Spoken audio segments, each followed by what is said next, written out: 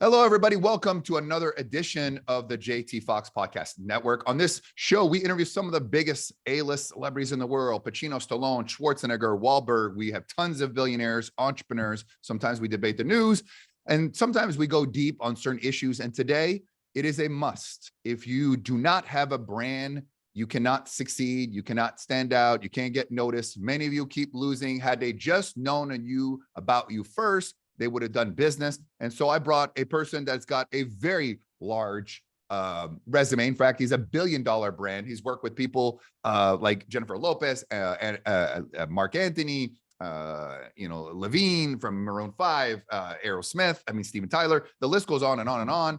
And many of the people that I've had on my show as well. And we are going to debunk the myth. Is branding just something for celebrities, or how does it relate to the average entrepreneur? So we have an expert here, Bert Ullman, who needs no introduction. Everyone knows him in the industry, and he probably understands branding probably more than anybody. Bert, welcome to the show. How are you? JT, thank you so much for that warm intro. I am phenomenal now that I'm here with you. Very excited to delve into my favorite subject. Branding, brand equity, and how to build wealth through leveraging your brand. So it's interesting because I realized it was interesting because my store branding started with, I had real estate and I had a radio show, right? And my radio show, I got asked, I was on a show, they're like, you want to be on a show? And there was like nobody listening. Like it was Sunday morning, 8 a.m. Nobody's listening. They're on the way to church. At first it was 7 actually. And it would be very surprised how I used the show. Nobody was listening, but reached out to interview people, sometimes smaller and graduate up, that the bigger names I had on the show, the more credibility it gave me into the real estate world. And obviously then parlayed into speaking into all these other businesses. And for me, my brand really kind of took off where I had Celebrity Apprentice Judge. At that time, the TV show Celebrity Apprentice was the #1 show. And I had George Ross at my event.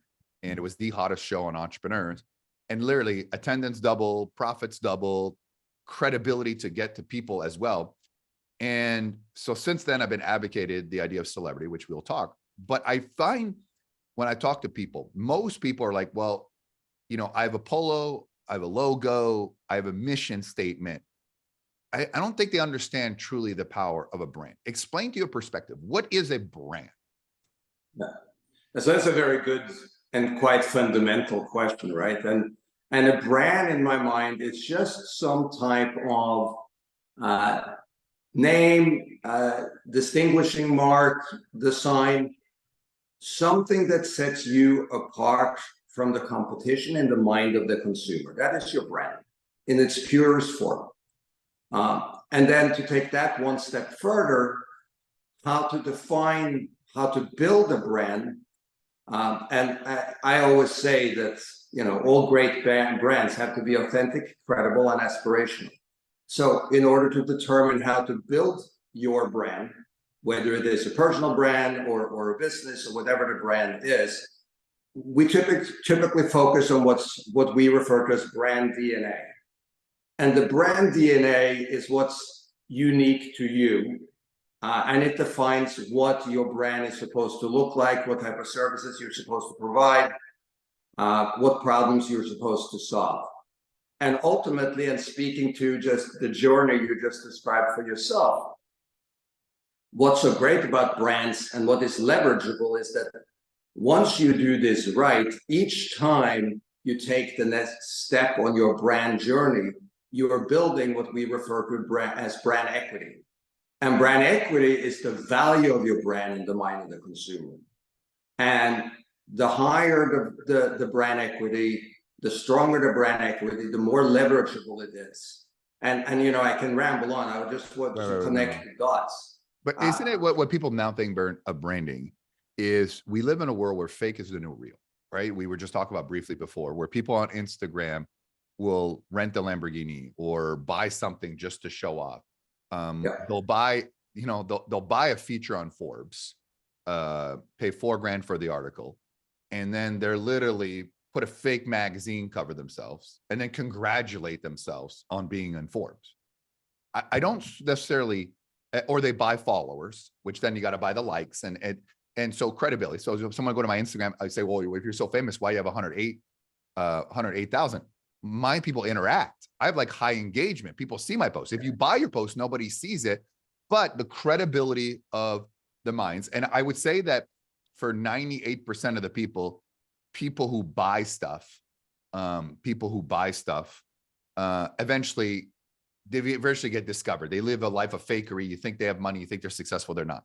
But I have seen a couple instances where a gentleman, and I probably will tell you off air, he's got a big podcast and he does events now, and he's got traction on YouTube with his channel. But I know for a fact that most of his followers, he have millions and millions of followers. I could tell they're bought. You know what I mean? Like you could definitely tell.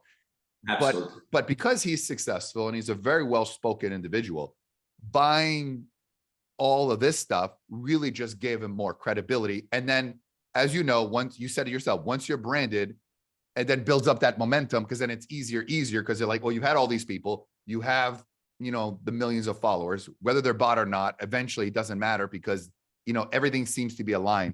So my question to you, is it worth it? Right? Because social media, you don't get noticed anymore. Right. And so at the end of the day, you may have a lot of followers, but 1 to 3% will see you.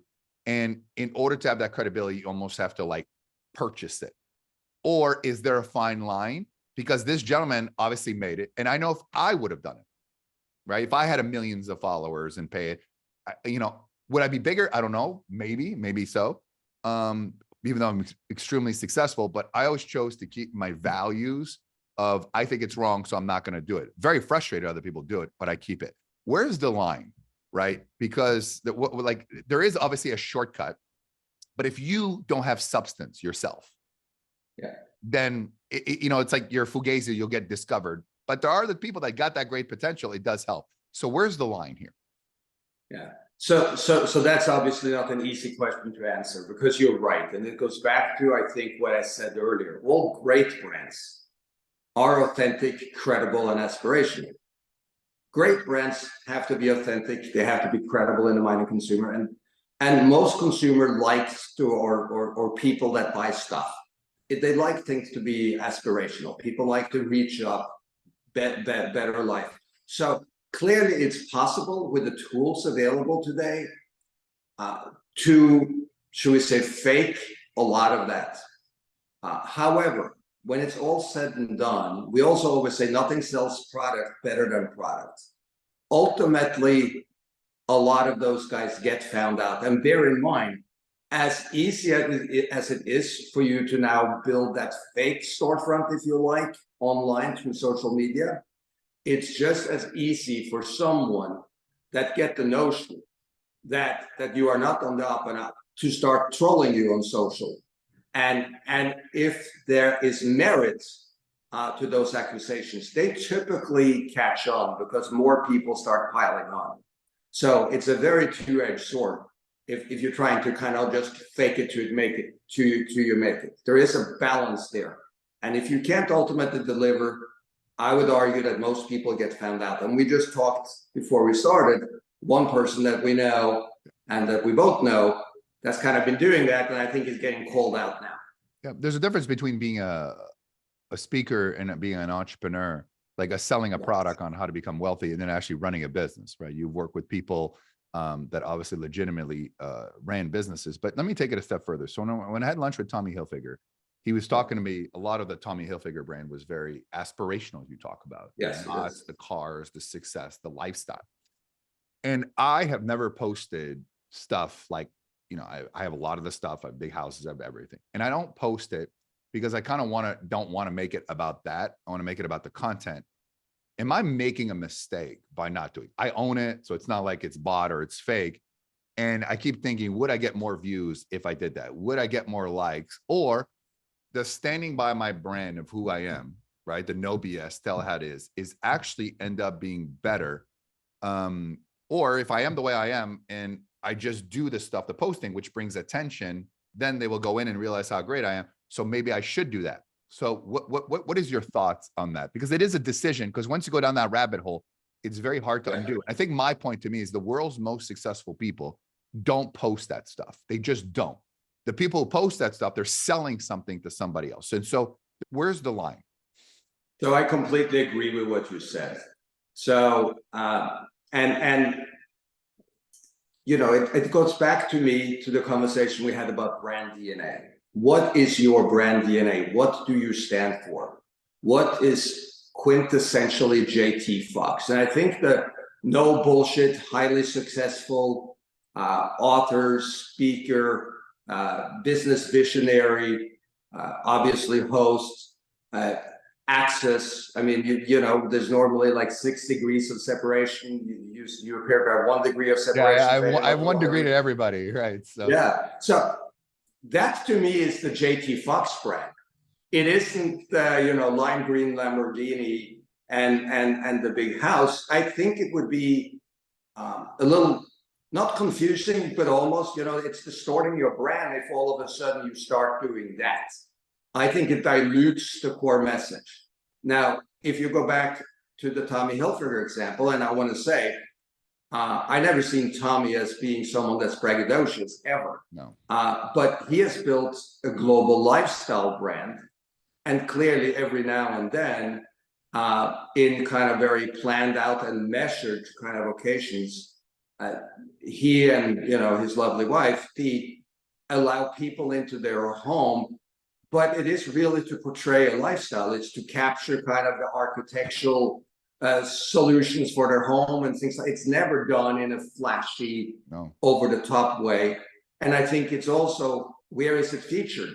You know, it's Architectural Digest. It's inappropriate kind of media. My 2 cents. So what is your view on celebrity branding? And the issue is every Super Bowl has a celebrity in essence, right? Every celebrity has a Super Bowl has a celebrity. So many brands are associated with celebrities. I think the influencer world is a new kind of celebrity today as well.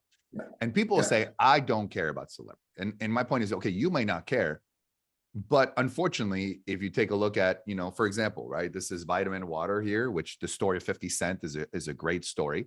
50 Cent, you know, but if I put, or anybody else watching this, put their name on this water, it wouldn't sell. You don't have distribution. You don't have the first impression. You know, Bitcoin has become a brand in itself as well.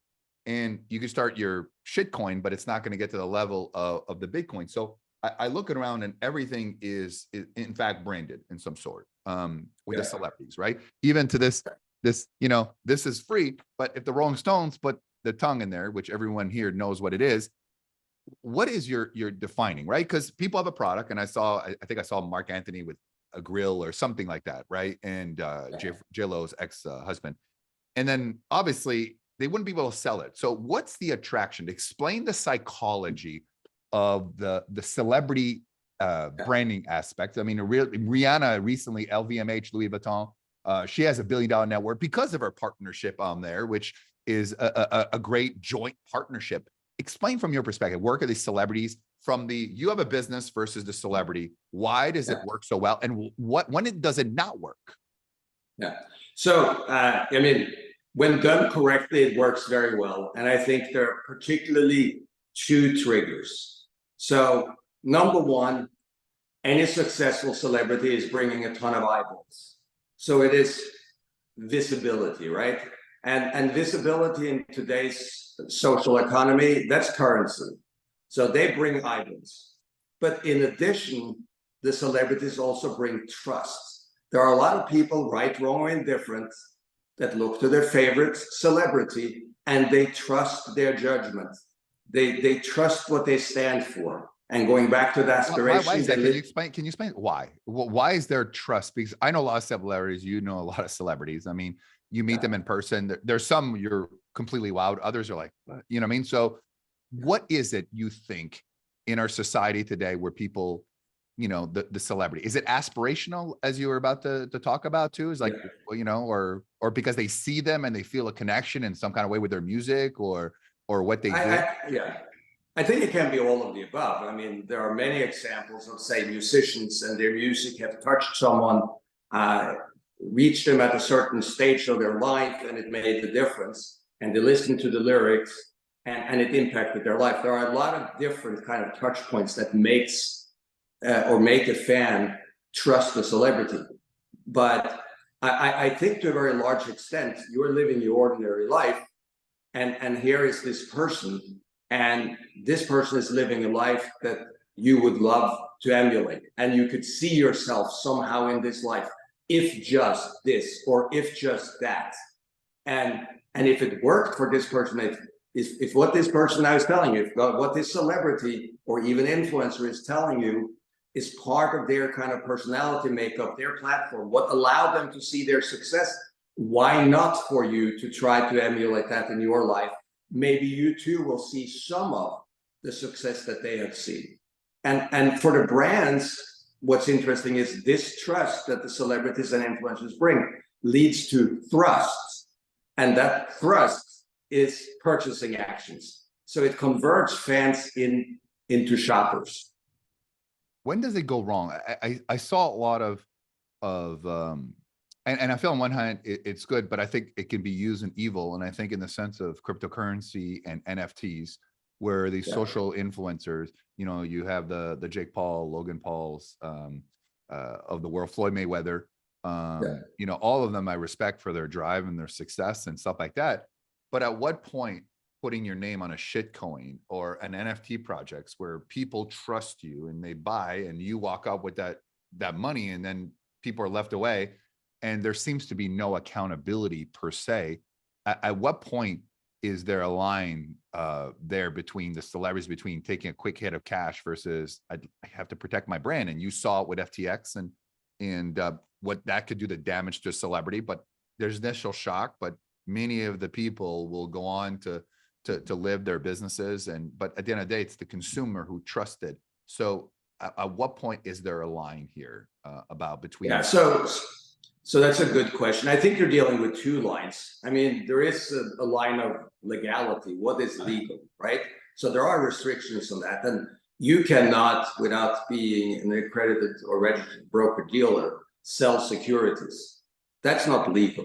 So if you're actually selling something and the selling point is that you should buy this now because it's bound to go up in value down the line, that's an illegal action, right? So, and a few of the celebrities, because this whole space, and I do a lot in the Web3 metaverse type of space, working closely with a company called Cosmic Wire, which is absolutely on fire. So we have seen this up close and personal there. And now, people are aware. In the beginning, it was so new, people didn't know better.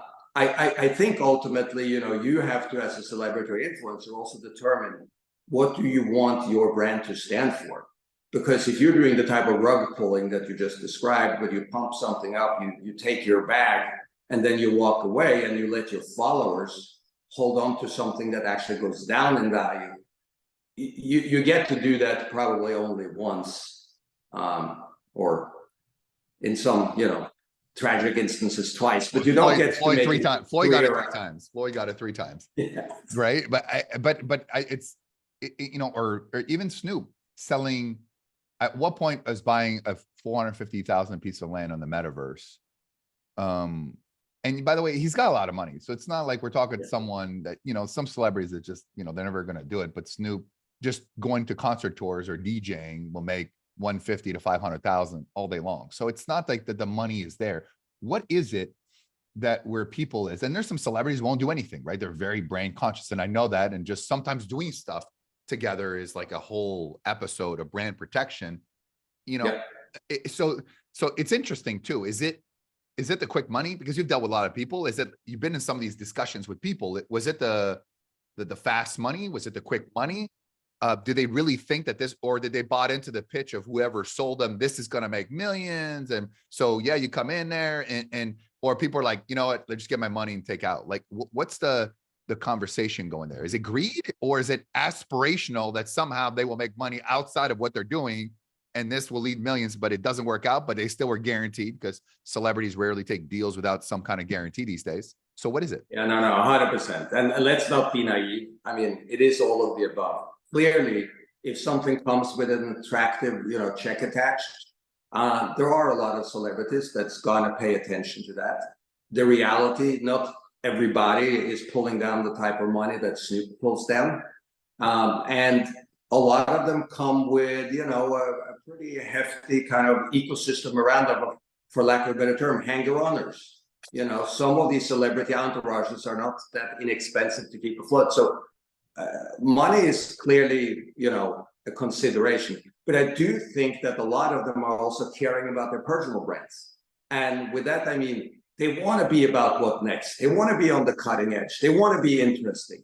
So whenever you're talking about something that's, let's say, crypto or Web3 or metaverse, or even anything financial is risky. Anything financial is very risky for any celebrities. Totally. And after risky. FTX, I think a lot of them have pulled out. I mean, I've been at events where, like, if there's this type of speaker, we don't want to be even on the stage on this, even though we have nothing to do with it. So implied endorsement is becoming an issue in that. Yeah, totally agree with that. So let me take you. So you have helped build billion-dollar brands. An example, you took Damon John from 100 to 400 million. Take me through what you do, right? So the level of understanding the scale, the business in general, so I can get an idea of, like, what is your role when you come in here with these people? Like, what is your, as you go into these businesses and increase it? Are you just basically, guys should do this, should do this, should do this? Or are you getting your hands dirty, or what is your role? So it's a little more of the latter, and it's more along the lines of what I'd like to call kind of brand management, IP monetization. So what I typically do is I very often will start with a brand audit and trying to identify what is the brand DNA, what are the kind of key pillars of the brand. Like, for instance, when we launched the Jennifer Lopez, you know, brand at Kohl's, which became the largest celebrity brand ever done, you know, at the time valued at $3.5 billion.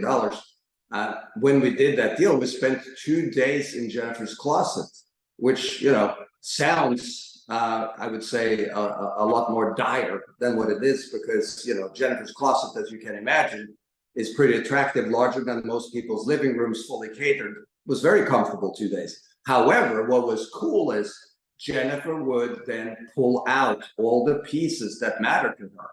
I like this because, I like this piece because, and it allows you to be very, as we said, credible and authentic in honing in on, okay, what is this brand? What should this brand stand for? What should it look like? So we start there. We develop a brand book or brand Bible. And that becomes an incredibly important tool because it provides consistency. One of the strongest and the best brands, they deliver the same consumer experience across all product verticals. But if you're not managing that properly, you get a version here and a version there. And going back to what we were talking about, the market is so noisy, it's very hard to break through. So if your brand is standing for one thing over here and a little bit different over there, much harder to penetrate and build the platform and build that brand equity. So the brand book, really a tool for all third-party service provider, vendors, anyone that's going to touch the brand. It ensures complete consistency in the process. And then typically we start again with authenticity. So what is the lowest hanging fruit?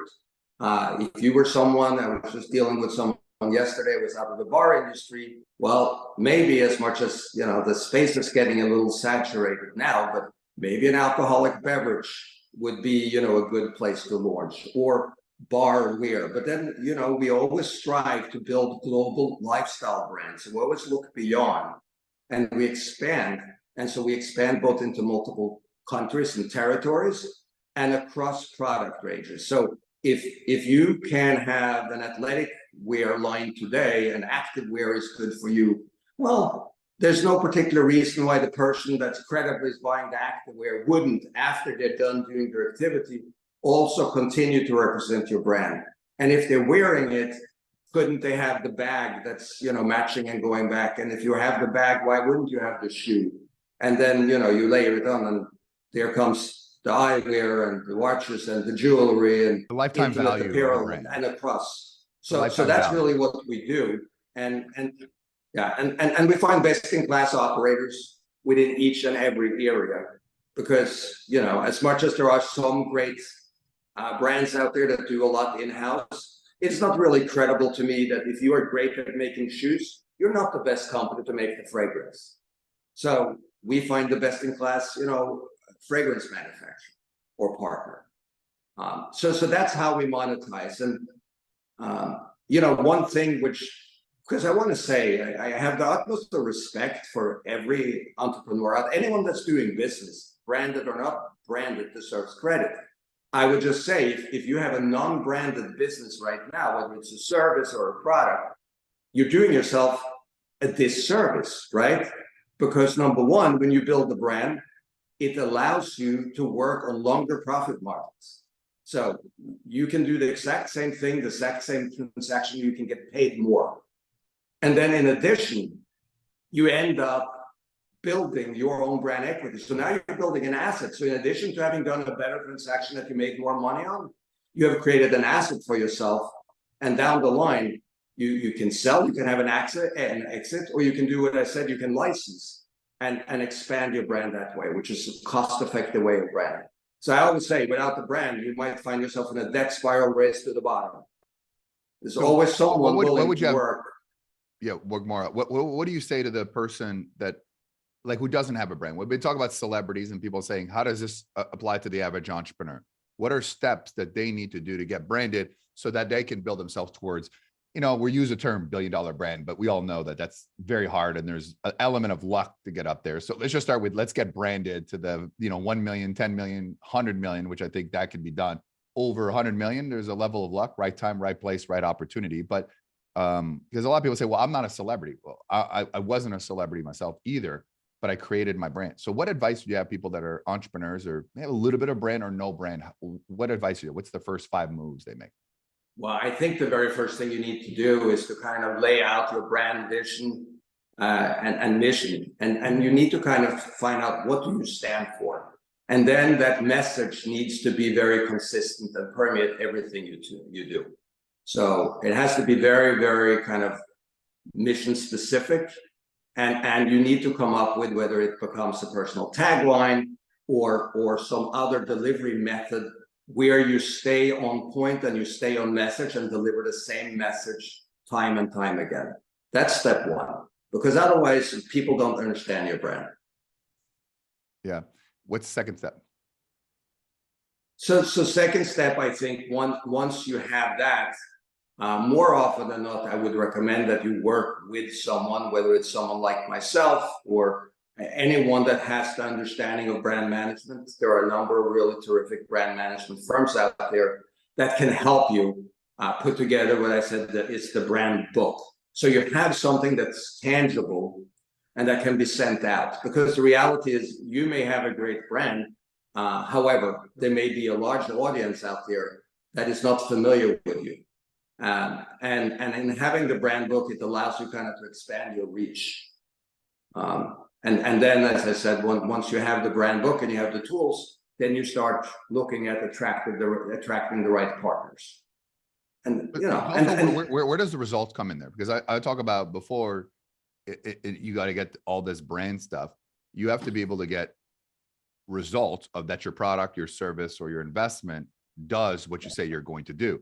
Because if not, then you can, you know, put perfume, you know, around a pig, but it's still a pig, right? So it's like, you know, I think a lot of people, like, you build a brand, which, by the way, doesn't cost any money to build a brand with results. My product did this, here's before and after. My client, here's where they're at, here's what I did for them as well. And I think a lot of people don't really put a lot of time into that aspect of branding, because results don't lie, but people don't have any do. And at the end of the point, if you have no results, then you can be branded, but eventually people realize it's like coming into a theme park and you're excited, you walk in, you're like, there's nothing here. You're going to walk but right back out. Right. So is that something that people sometimes overlook, that they're more concerned about how they look and what other people think about them rather than how their customers feel, perhaps? And that's really what a brand is, because there's an emotional attachment. That's what branding is. 100%. So that is, you know, spot on. So we always say that your customer, they may forget what you say. They may even forget what you do. They never forget how you make them feel. So it's very much about that and making that emotional connection. And if you are not solving any type of problems, if you're not uplifting their lives, then I think, you know, you will have an uphill battle in building your brand, which, you know, it's interesting. I just had a conversation with TMC actually as late as yesterday. And we were talking about the difference, the different ways for celebrities to monetize their brands. And the first stage is very often you see them just do kind of, or it's nothing just about it, but sponsorship and brand deals where they lend their name to someone else's product. That's okay too as a way to monetize. However, you're not building anything long lasting. So that's not really building your brand. It could be a stepping stone if someone is coming, with a big marketing campaign and they're putting a lot of money behind something and you became, or become the star of a campaign like that. That may be useful if the product is otherwise aligned with you as a celebrity. But ultimately, I agree with the sentiment that if you're not solving a problem for your consumer, if you're not making that emotional connection with your consumer, you may very well not succeed in building at least a sizable celebrity brand. What are the mistakes that people make in general? Let's talk about the average entrepreneur they make when building their brand. Shortcuts. A lot of people think that brand or branding has to do with a logo and a font. They think if my logo looks like this, or I'm going to do it in reds, and I'm going to have my colors, yeah. Exactly. I'm going to put some eagle wings and a crown, and now I have a great brand. No, that's not the great brand. So I think it's kind of the misconception that just because you made the logo, you have a brand. It runs, as you know very well, so much deeper than that, right? So that's kind of one big issue. There are just I think another mistake people make is when I'm ready, I'm going to brand, which is branding is day one, right? It's like when I'm ready, I'm going to brand. I think that's another big mistake. I think also too, people are in love with their product, their idea, their service, and they're not willing to adapt. And because they're so in love, because people are telling them it's a great idea, it's a great logo, it's a great this, it's all great. But what they forgot to ask is, did you take your credit card out? Did they buy?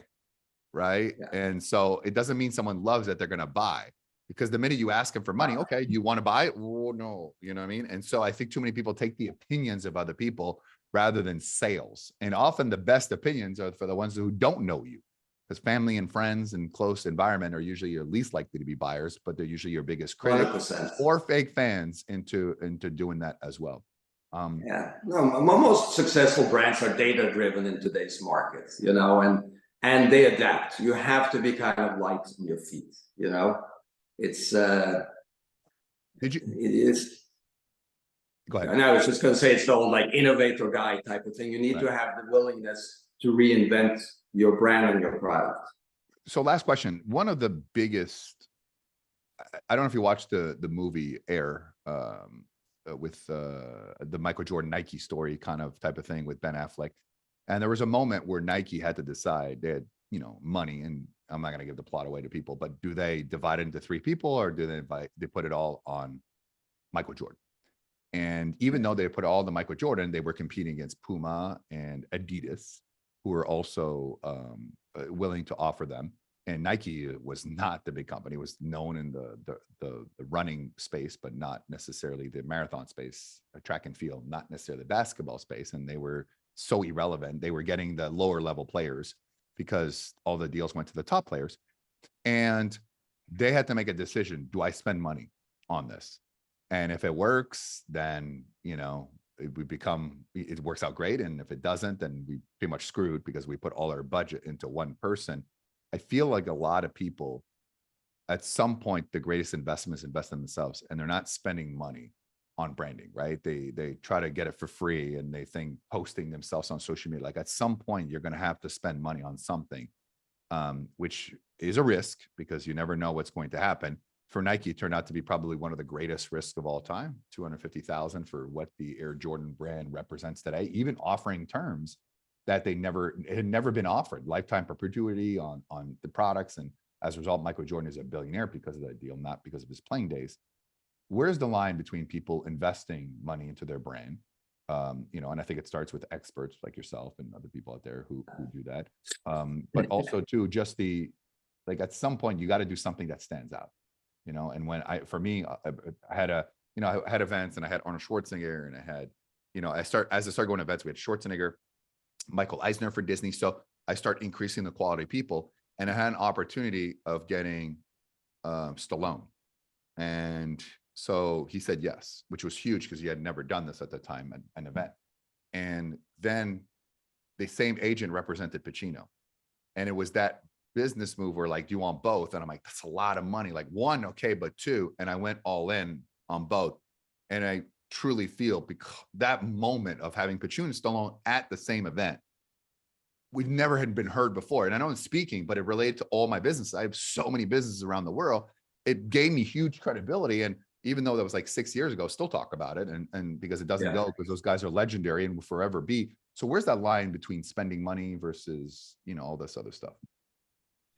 Listen, you said it yourself. You know that you need to at one point invest in yourself.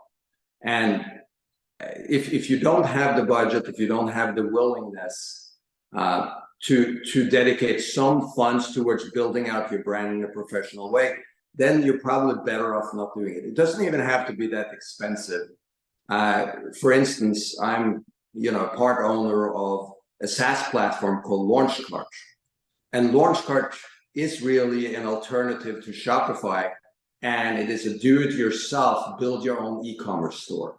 So it doesn't have to be that staggeringly big investment in getting your own e-commerce store, your own brand, and beginning to monetize, maybe just through what we refer to as merch, t-shirts, caps, sweatshirts, just to kind of get into the space and learn. And then be able to kind of take those learnings, take that data, and take your business to the next level. But it is naive to think that in today's world, with the type of noise that we're seeing across all social channels, that you somehow are going to be able to just break through all that clutter and build a substantial business without investing any money in yourself. And the reality is, going back to the example you gave with Michael Jordan and Air Jordan, interestingly enough, and I can't remember necessarily exactly who owned what when, but I do remember that Michael Jordan, they all dress up really sharp when they're going to and from the games. And the first version of the Michael Jordan brand was very dressy, with suits and dress shirts and ties. And it didn't do very well. Obviously, because the core audience were not used to seeing him like that. So it may have been something that mattered to him. It may be what his personal brand stood for, but it wasn't his public persona. That wasn't his brand DNA. And then someone was smart enough to pivot and develop the brand into what it is today. And obviously, as we said, the rest is history, right? And, now that's a multi-billion-dollar brand. Last question. Red Bull itself. I have become very enamored by Red Bull Racing, especially with Netflix did documentary as the brand of itself, of F1 itself, who is known as a rich people sport. Now there are people are watching all over. Fascinating stuff as well. But explain to me, and then Red Bull Racing. It's funny because I think of Red Bull, which they're winners. They're going to win again this year, win last year, and should win a year. I don't even think about energy drinks. And then I think of, they only sell energy drinks, right? So Red Bull, and they sell merch, but they never got into water or Red Bull snacks, which is very uncommon, as you saw, i.e. with the PepsiCo brand. And even though like they could acquire other brands, I mean, with my drink, I got to have something else, or maybe a healthier version of Red Bull or something like that. What is the play that it's very rare for brands to be singularly focused, as much as Red Bull has brand equity, which I think now is synonymous with winning, right? Red Bull gives you wings, but it's a winner. Like, how do we become the best? Why do you think they never really expanded into other products? Explain to you how you view Red Bull as a brand. Yeah, so from my vantage point, they are deploying a concentrate and dominate strategy. So they're just looking to completely dominate the space. I do agree that their brand equity has expanded beyond just an energy drink, having been sponsors of so many kind of action sport events, not only, the racing. Yes, it's a brand for winners. That's what they have created. high energy driven, winning, highly successful brand. Their brand equity is ripe actually for monetization across other carefully curated product verticals. Can't really speak to why they haven't done it, other than they have a massive brand equity.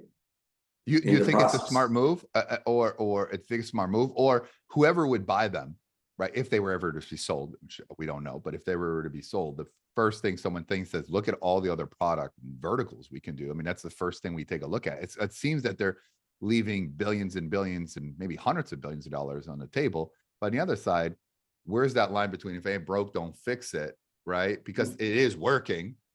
It is working. So it's very interesting. It's a great. Yeah, it is interesting. But as a branding guy, I have to say, you have the brand equity. It's almost a little painful to watch it kind of just sitting in the brand equity bank and not being deployed, because there are a ton of, authentic, credible product extensions that the very same consumer would gobble up, and they're leaving gummy bear caffeines. I'm throwing something out there would just make with little wings or stuff like that, or I mean, there's so many different avenues, but you have to respect their ability to stay singularly focused too. And 100%. Everybody wants to do, and because not everyone. Let's go back to Playboy as another contradictory example.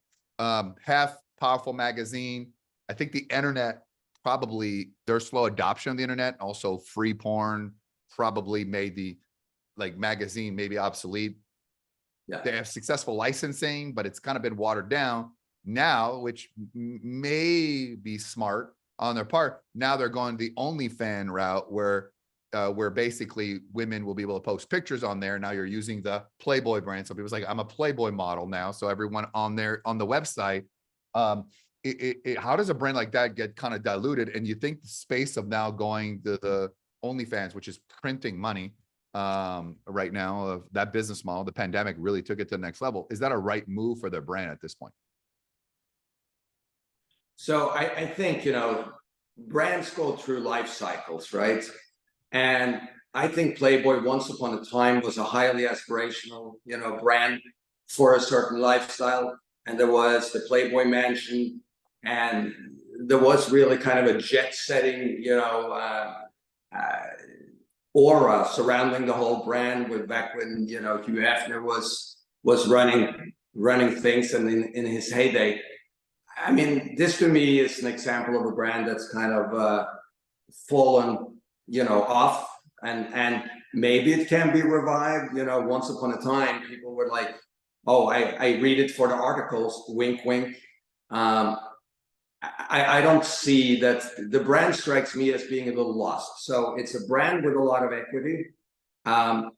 Maybe the OnlyFans and the branding, maybe that's why it's to me, it's in need of a much deeper. I think it died when Hef died, though. I mean, it was already kind of going down a little bit, but you think it was going down. It was going down, right? And so, I think if we talked about brand DNA, that brand DNA is rooted in principles that are not necessarily, current in today's society.